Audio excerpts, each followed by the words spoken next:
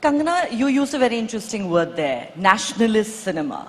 You're right, you've come to be associated with that very strongly, you've become synonymous with that. But I'd like to ask you, since you've touched upon this, why did you feel that you identified with this genre of cinema? Do you believe that it got you branded as one belonging to a certain ideology? Did that in any way make life difficult for you? No. I think we shouldn't overcomplicate it. I think when we come from a certain middle class background or a certain upbringing, which is not westernized, 1%, especially when I started and when I came to Mumbai, I was ridiculed for not speaking English or, coming from a certain background. So the whole thing is that people who used to travel abroad, they had influence of the Western films.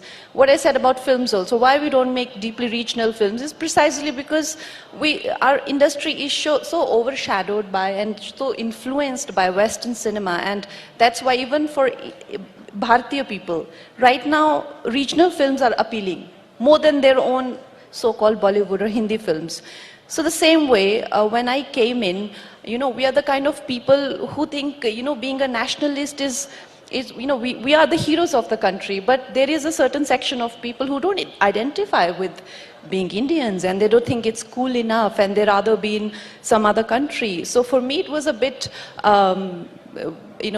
bit of a rude shock that there are people who think, that being a nationalist or being a Hindi-speaking person, having a Sanatani Sanskar or having, first of all, it was very shocking for me to understand there are people who don't have it.